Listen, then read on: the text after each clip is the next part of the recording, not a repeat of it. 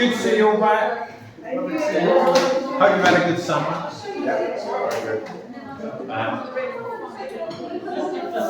So the projects I've got, or that we've got lined up for September is flowers. So we've got some photos here. So we'll talk about that in a minute. We've also brought some of the paint. I thought over the next few weeks I'll bring some of the paintings that I've done over the summer. I didn't really do masses, but there's a few that I've done.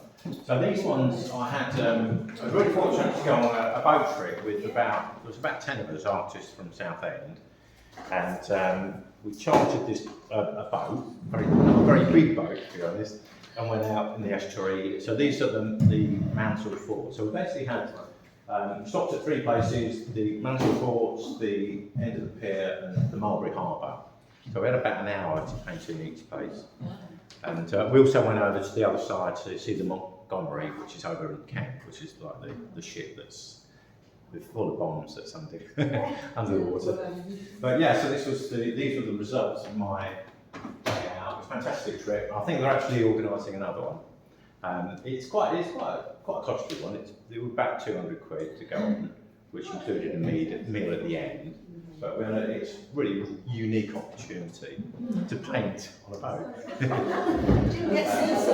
Didn't get seasick. I must have been wobbling a bit when it came off, but it was fine.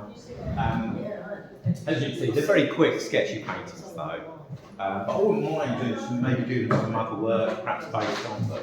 It was a great opportunity. I also took lots of photos. So that was my day out.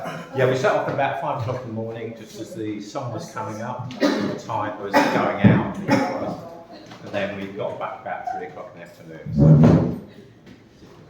So great day out. So with the flowers project, I don't really particularly have anything in mind about how you might want to go about it. If there's particular mediums you'd like me to cover, I'm quite happy to do that over the next couple of weeks. I thought today I'll just do a little bit on sketching and drawing, just for anybody that needs a little bit of help with the drawing side of it. But you may be fine anyway, and then I can just improvise as we go. There are some folders here with photos of flowers. They vary in quality, I would say, the photos, but there's loads of them, so do have a look through if you want to use any of these. Inevitably, you're going to need to perhaps do a little bit of editing. You might want to just cut, decide to sort of paint sections rather than the whole thing, and maybe move things around. So there's a sort of composition side of it you could have a look at. But for now, I just thought I'd do a little bit of a general, maybe pick this one. Just a very general thing, I'll go around drawing that. So with something like flowers, I quite often would just get a sense of the whole shape. So we're looking at something a little bit like that to start with. I'll just set this to record, let's just check. Yes, I think I have. And then looking at kind of how much room there is either side. So the middle bit, I often like to get the middles of things in.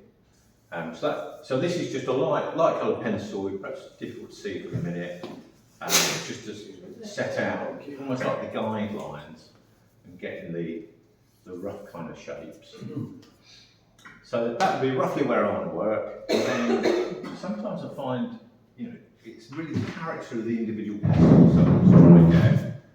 So sometimes just having a few guidelines to go around helps, just for the centre of the petals. And then once I've got enough of that, I can then follow each shape. So starting, say, with this one here, which is about here. And I'm just using these colours just so you can see it really.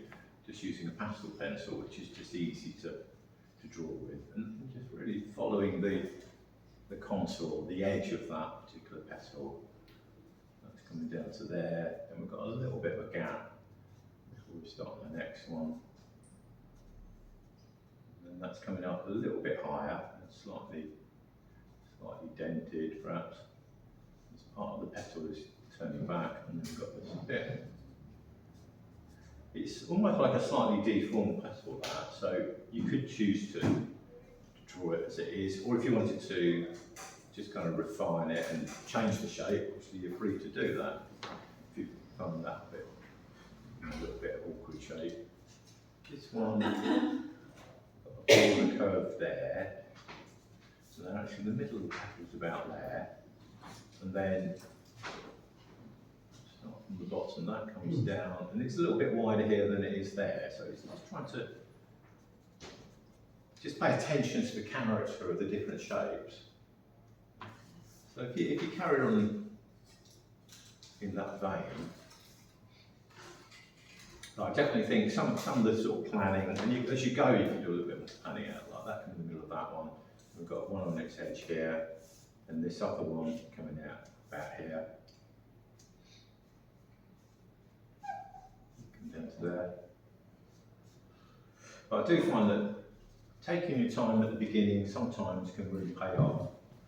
I mean, another approach if you're painting, maybe to just put a load of paint down and then sort of draw into that with the paint. So you could do that with the paint. But either way, it's looking at the character of the shapes and just paying a little bit of attention. Is that okay? Is that enough to get started? Any questions? Anybody want to ask anything?